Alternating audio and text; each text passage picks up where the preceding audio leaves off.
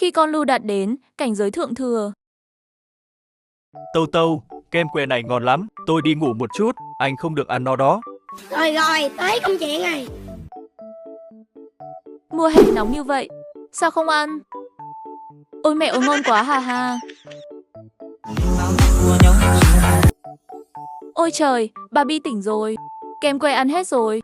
Nhanh chóng làm kem que. Thay thế một chút nhé.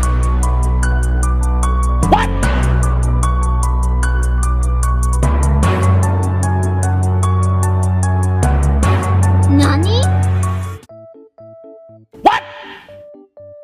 Ôi mẹ tôi ha ha.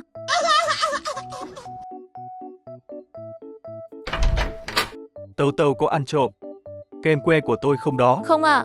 Ốc tốt đó. Nani? Trời ơi, cứu tôi.